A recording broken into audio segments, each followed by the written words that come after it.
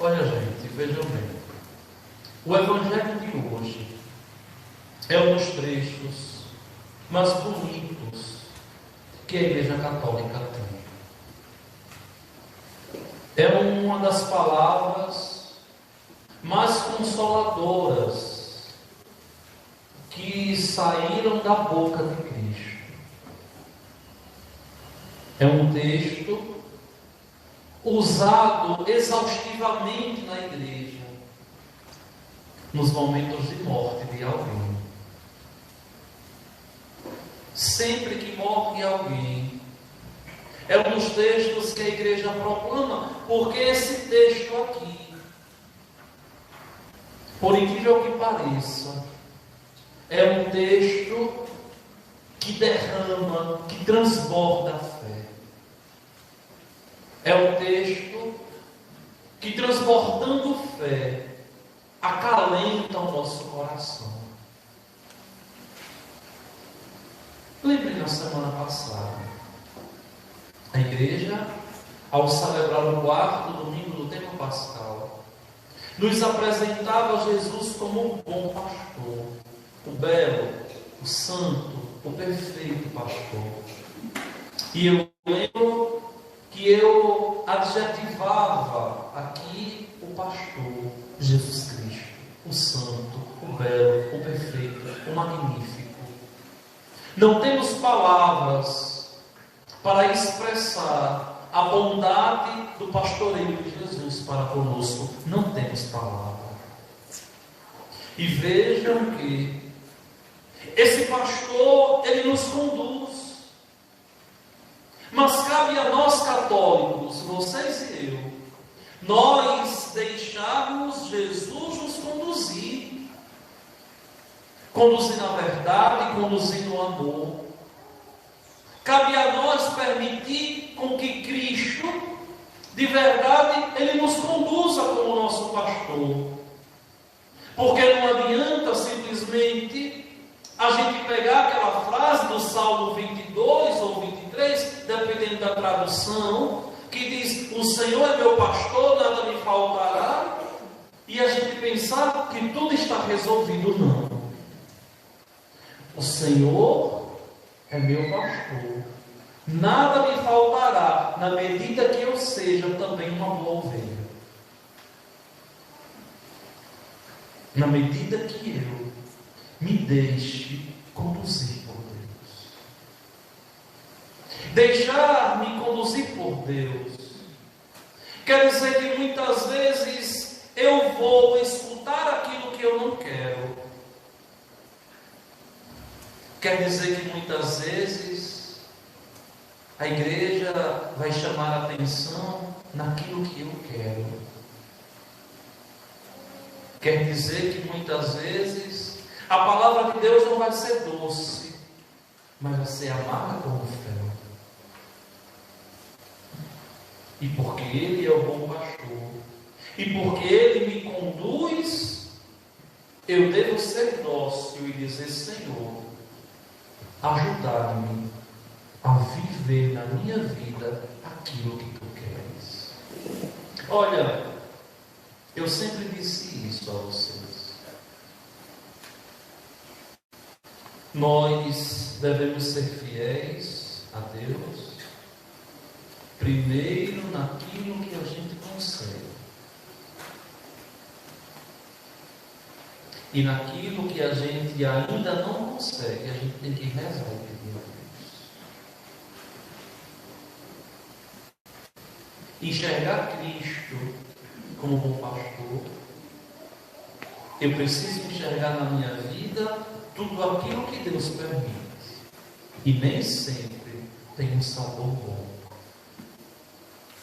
E Deus sabe por quê. Um dia, pegando uma situação de morte com uma pessoa na paróquia, a pessoa dizia assim: olha, padre, eu não aceito essa morte na minha família. Por quê? Porque bagunçou demais, está doendo muito. E eu estou revoltado contra Deus. E aí eu dizia à pessoa assim: olha, eu perdi um sobrinho com 15 anos, que era a pessoa que durante toda a minha vida vocacional eu sonhei que moraria comigo, o filho da minha irmã falecida. Ele morreu aos 15 anos. E minha irmã morreu aos 34 anos. Meu pai não tinha morrido ainda. Em 2 anos, duas mortes dentro de casa. E eu dizia para a pessoa assim: olha, eu não sou revoltado contra Deus.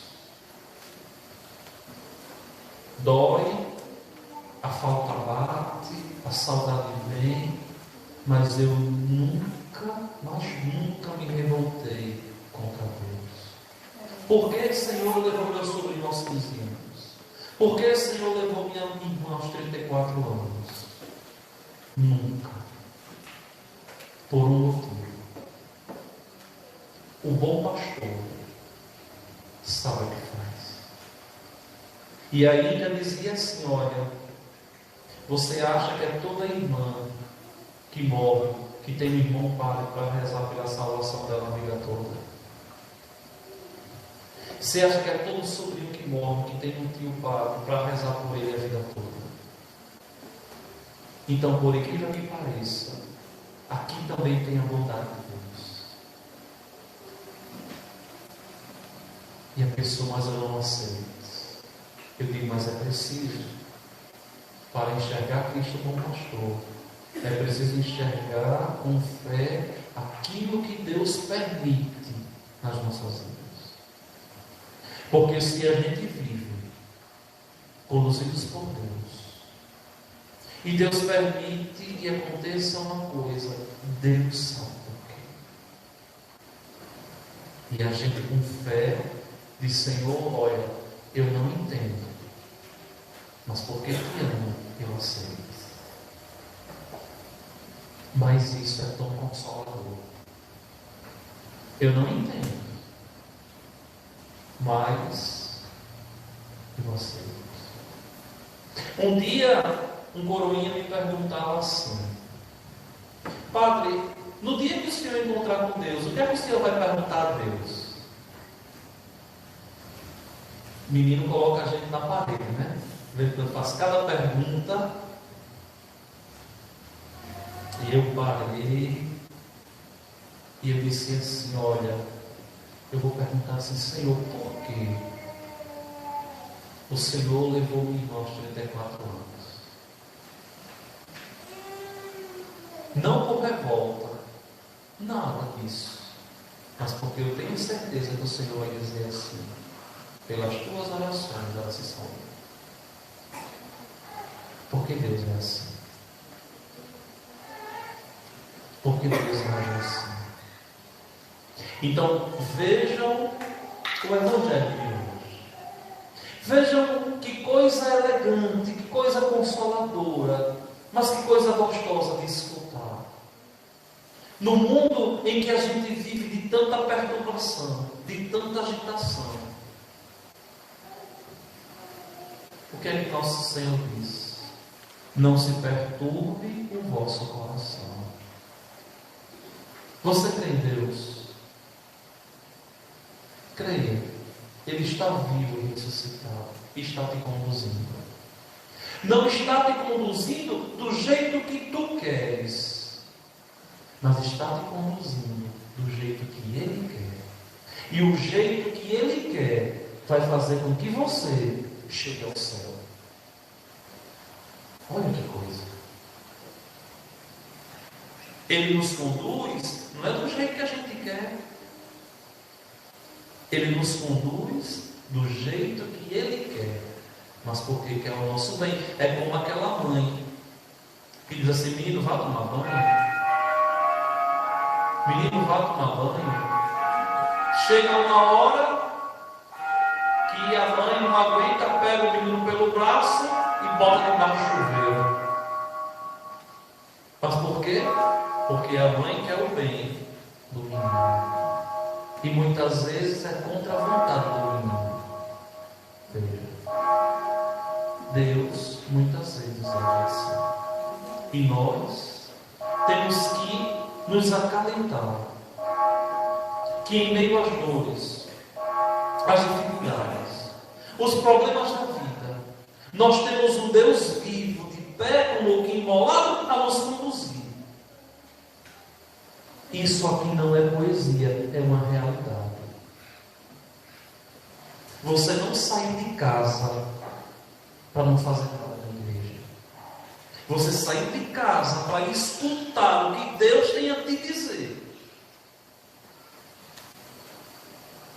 E se alimentar na graça de Deus. Porque se não fosse assim, eu tinha passado direto para casa para descansar. E foi o dia todo hoje falando na formação diocesana. Estou aqui. E vocês, com certeza, também estão cansados o dia todo. De tanta coisa. E por que estão aqui? Porque vieram encontrar aquele que mantém vocês de pé. Porque se não fosse assim, a gente não estaria aqui. Não se perturbe o vosso coração. Mas não é só isso não. É não perturbar o coração, porque nós devemos ter fé no Pai e nele. Tendes fé em Deus, tendes fé em mim também. A fé aqui como dom do Espírito Santo de Deus. É o Espírito que nos atrai ao Filho e nos leva ao Pai. É por isso que a gente reza. Quase que apanhava agora sem direito, né? É por isso que a gente reza. Por nosso Senhor Jesus Cristo, vosso Filho, na unidade do Espírito Santo. Crer no Pai, no Filho, por moção do Espírito Santo de Deus. E o que é mais bonito? Na casa do meu Pai há muitas moradas. Se assim não fosse, eu vos teria dito. Ou seja, na casa do meu Pai tem lugares para todos aqueles que querem habitar com o meu Pai. E aqui está a riqueza da nossa fé. Deus fez a parte dele. Agora nós temos que fazer a nossa. Eu e vocês. E mais, vou preparar um lugar para vós. E quando eu tiver ido preparar-vos um lugar, voltarei e vos levarei comigo. As pessoas pensam aqui só na morte. Não. Olha, vamos interpretar isso aqui. Esqueçam a morte um pouquinho. Vamos pensar em Cristo ressuscitado. Vou preparar um lugar para vós. Onde? Voltou para o céu. Ressuscitou, está lá.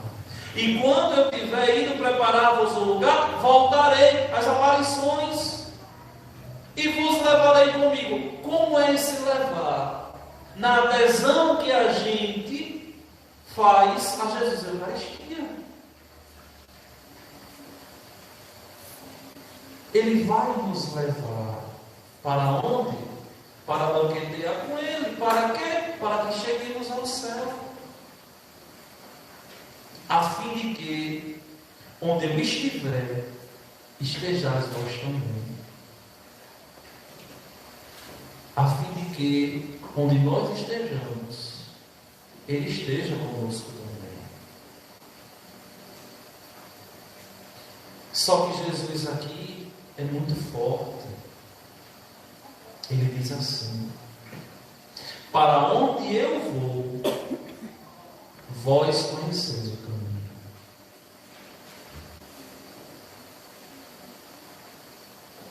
Uma das maiores verdades faladas por nosso Senhor. Você sabe, eu sei. Nós sabemos o caminho. que não sabe o caminho? Todos nós sabemos. Até quem não é cristão sabe que o caminho da salvação passa pela bondade.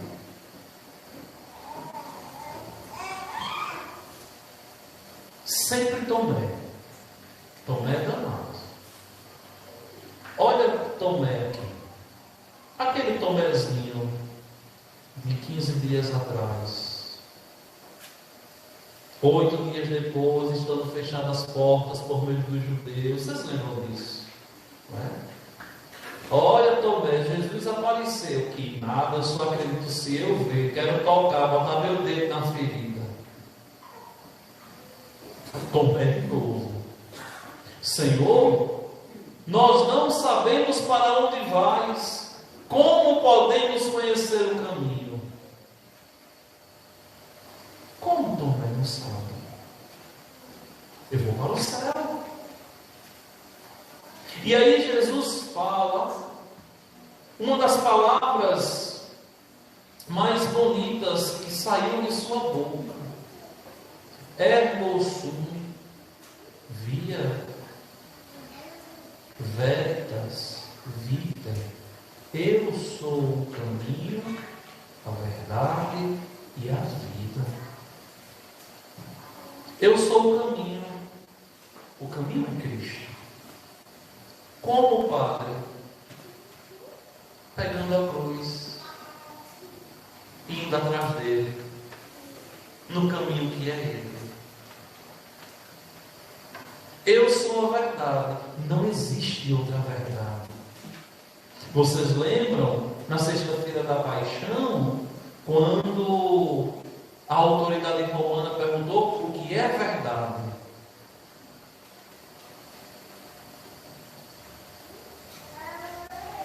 Quies veritas. O que é que Jesus diz? Nada. Silencia. Por quê? Porque a verdade não é uma coisa. A verdade é uma pessoa. Ele é a verdade, que desmascara todas as mentiras.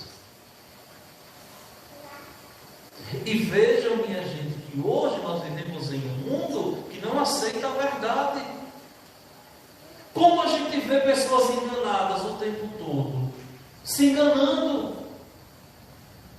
querendo ser o que não é, querendo viver uma vida que não tem, buscando pseudas felicidades e realizações que não preenchem o homem.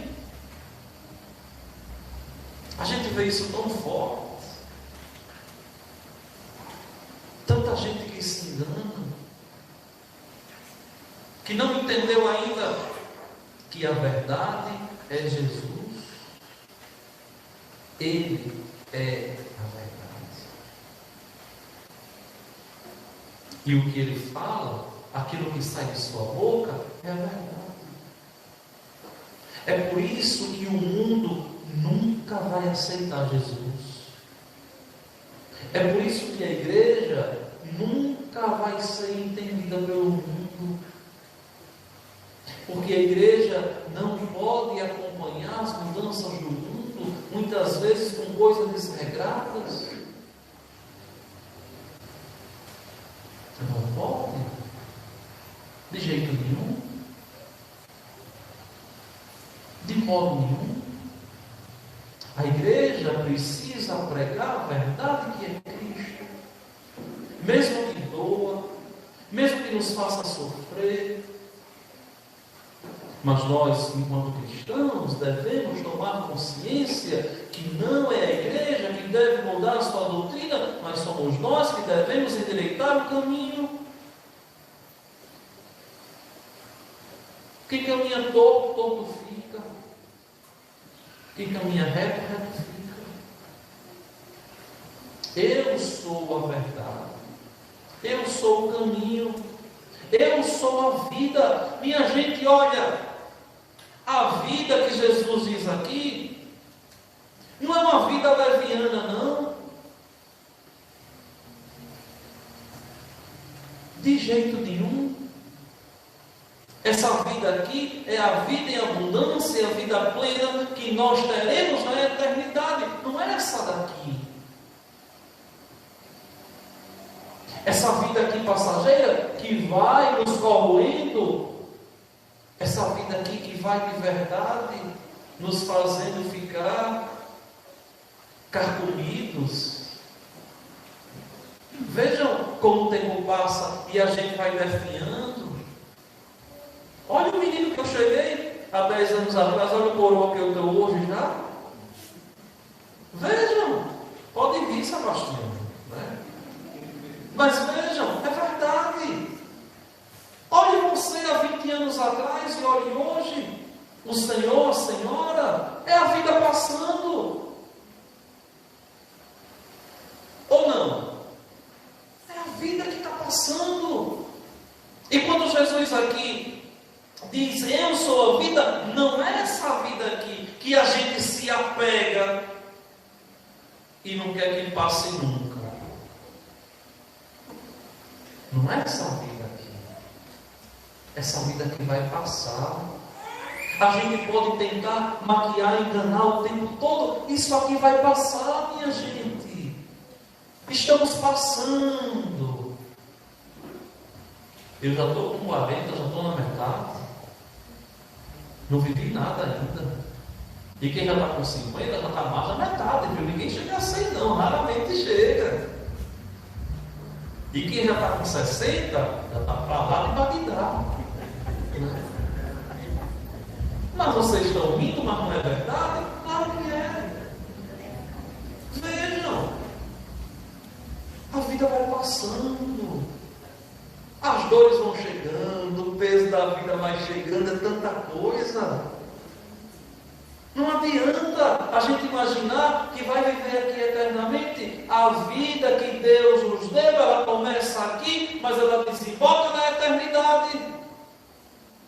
A de lá é plena, a de lá não tem velhice, a de lá não tem dor, a de lá não tem sofrimento, a de lá não tem nada disso. Nada a mim. Uma vez uma pessoa me dizia assim, padre, eu já vivi tantos anos, quando ressuscitar, vou ressuscitar como? E eu dizia assim, olha, não vai ser com a idade que a senhora está não. Sabe por quê?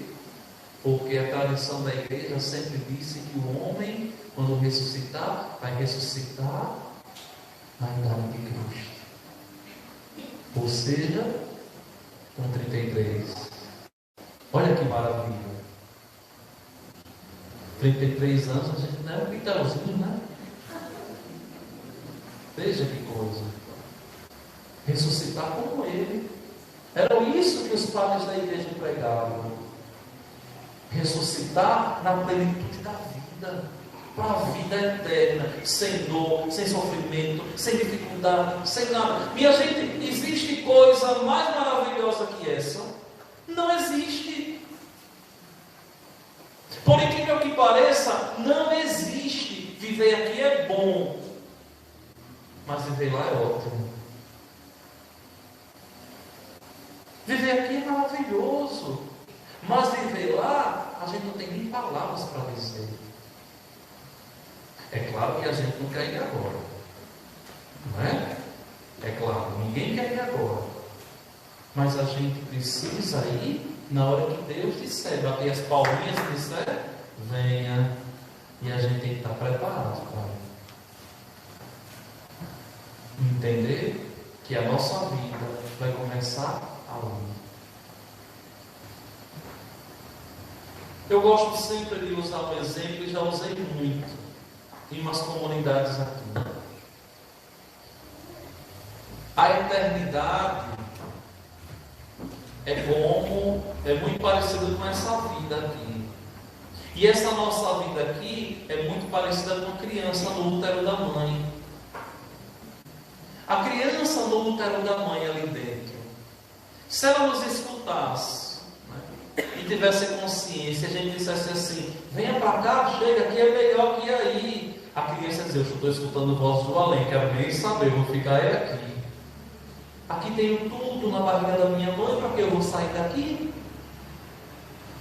E chega a hora que a criança é expulsa do útero e a criança chora. Isso não chorar não é pá, né? Daquele tapinha bom para a criança chorar. Veja, mas se a criança fosse escolher, ela queria sair do útero? Queria não, porque lá tem tudo. E quando ela é expulsa, aí descobre um mundano. O que é 9 meses na barriga da mãe, perto dos 80, 90. Não é nada. Aí a gente diz assim: o que é a nossa vida aqui? 60, 70, 80, 90, quem sabe, perto da eternidade de Deus. Nada. Não é nada. Veja. É por isso que quando a Santa Mãe Igreja nos fala de conversão, não é porque a igreja quer colocar peso, quer fazer a gente sofrer, não. É porque na igreja quer que a gente compreenda que nós somos chamados a ressuscitarmos com Cristo para uma vida plena, eterna. Só que Jesus continua e diz assim: olha, ninguém vai ao Pai senão por mim. Ou seja, vocês têm que me seguir. É do jeito que eu estou deixando. Vocês querem ir ao Pai? É por mim. Eu sou o caminho.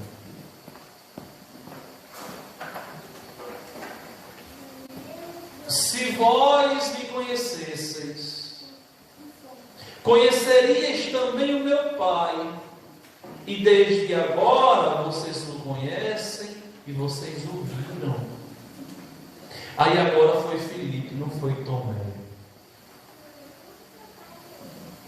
Filipe diz assim: Senhor, mostra-nos o Pai, isso nos basta. Presunçoso, né? Quer logo ver o Pai.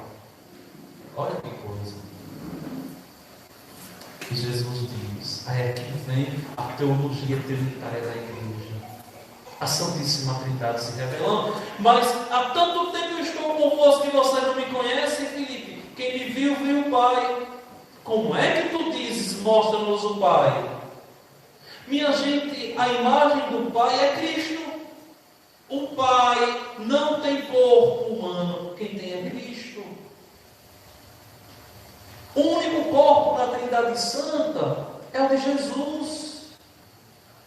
Ele é o corpo físico humano.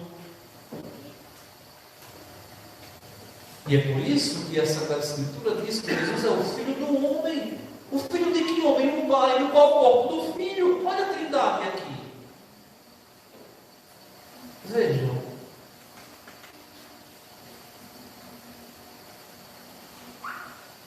É por isso. Eu ia falar um negócio, mas eu vou falar. Está filmado, mas eu vou falar. É por isso que eu não gosto muito de imagem de Deus o Pai, como muitas vezes fazem assim. Velho, careca, barbudo. Porque o Pai não se revelou como humano. O corpo do Pai é o corpo do Filho. Que coisa, né? Veja, o corpo do Pai é o corpo do Filho. Filipe, quem me viu, viu o Pai. Quem me viu, viu o Pai. Por quê? Porque eu sou a imagem do Deus invisível. E a partir de Cristo a gente pode fazer na igreja a imagem. Antes a gente não podia. Porque antes Deus não tinha se revelado com forma nenhuma. É por isso que até hoje os protestantes não fazem, que não entenderam isso, que Jesus tem a forma de homem. Era homem. Deus se revelou igual a mim, igual a vocês. Quem me viu, Filipe, viu o Pai. Tu não acreditas que eu estou no Pai e o Pai está em mim? As palavras que eu vos digo, não as digo por mim mesmo, mas é o Pai que, permanecendo em mim, realiza as suas obras. Acreditai-me, eu estou no Pai e o Pai está em mim. Acreditai ao menos por causa destas minhas obras. Se você não acredita em mim, veja o que eu estou fazendo. Em nome do Pai, na força do Espírito. Acredita nas obras. Minha gente, foi aquilo que eu disse a vocês. Eu não vou dizer um sem período, porque tanta coisa ultimamente na minha vida, mas eu acho que no começo do tempo da Páscoa eu dizia a vocês assim: minha gente, nós não devemos acreditar na ressurreição porque o Pai está falando. Vocês lembram que eu dizia isso? Vocês devem acreditar na ressurreição porque vocês já devem ter sentido a presença de Cristo. Quem lembra que eu falei isso aqui? Várias vezes eu falei. Ninguém lembra? Ave Maria.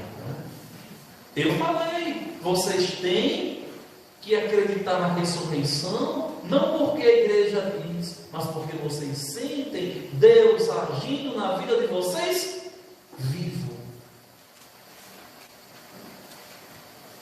Padre, qual é a prova da ressurreição?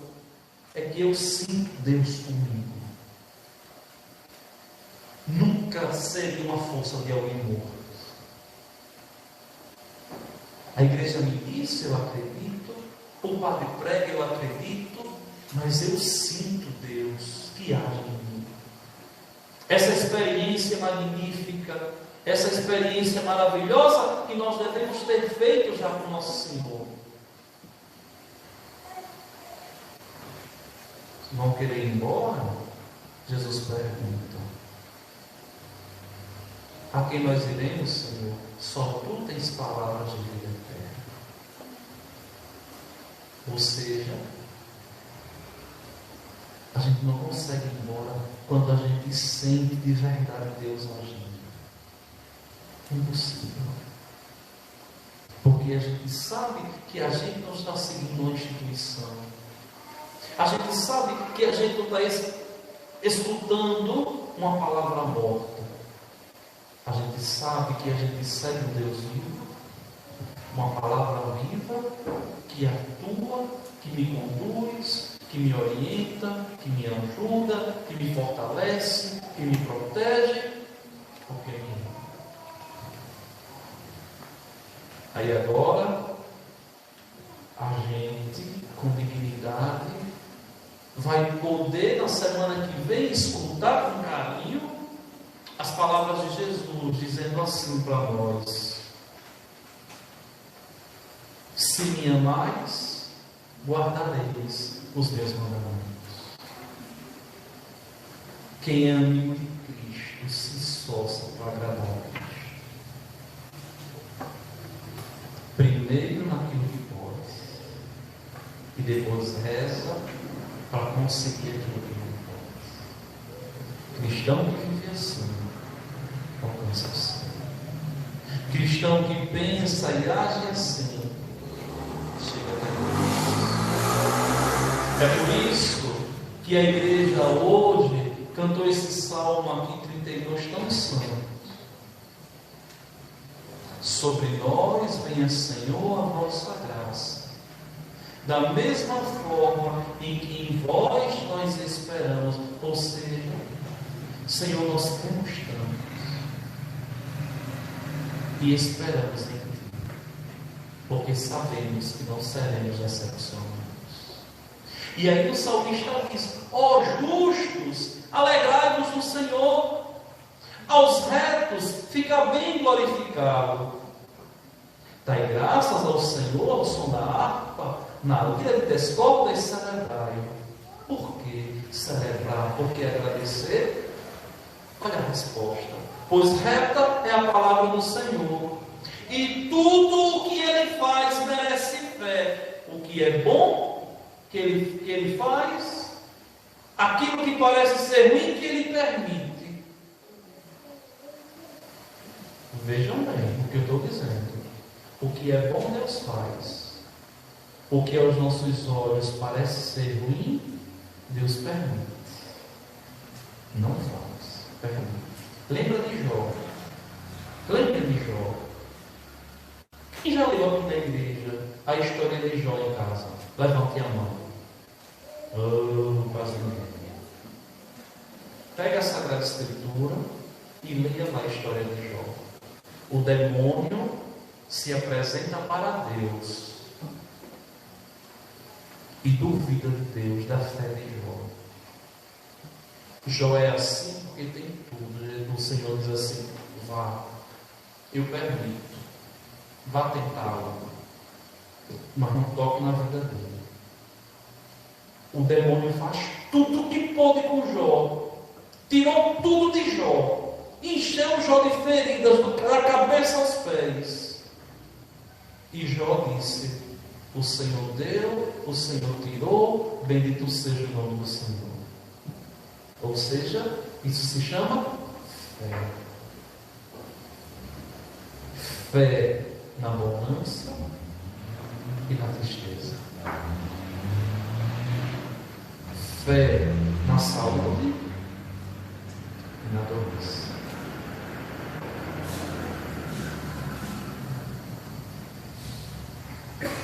Pois tudo que ele faz merece fé. Só que tem uma coisa,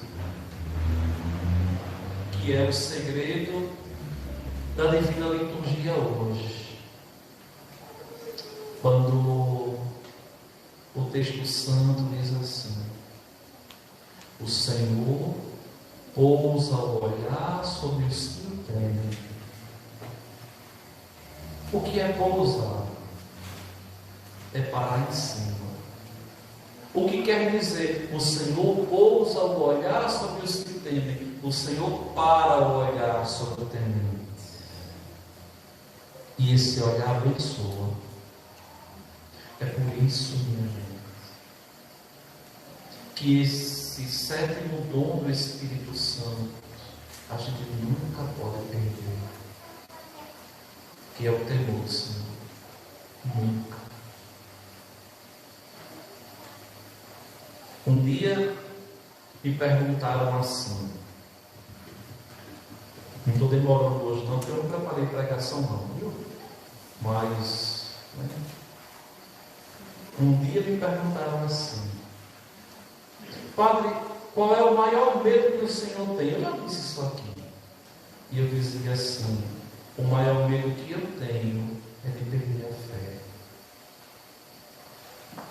Para mim não existe uma miséria maior na vida do que viver sem fé.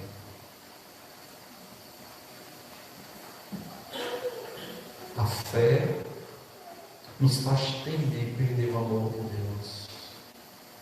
E esses tementes a Deus, Deus tem muito carinho, porque sabe que nós o amamos.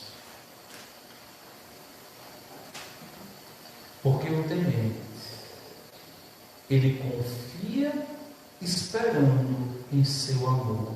O salmista diz: o Senhor pousa o olhar sobre os que o temem e que confiam esperando em seu amor. Nós esperamos no amor de Deus. Muitas vezes não é no nosso tempo, mas a gente espera. Muitas vezes não é do jeito que a gente quer, mas a gente espera. Porque a gente sabe que Deus faz com a gente aquilo que ninguém faz ou poderia fazer. Ninguém. É por isso que a gente está aqui. Porque onde a gente encontra a garantia de salvação, de eternidade e de felicidade completa. Mas aí compete a mim e a vocês aceitarmos Jesus como nosso pastor. É por isso que São Pedro diz assim hoje: olha que coisa, aproximai-vos do Senhor, pedra viva, rejeitada pelos homens, mas escolhida e honrosa aos olhos de Deus. Do mesmo modo também vós, como pedras vivas, formai um edifício espiritual, um sacerdócio santo, a fim de oferecer sacrifícios espirituais agradáveis a Deus por Jesus Cristo. A vós, portanto, que tendes fé, cabe a honra.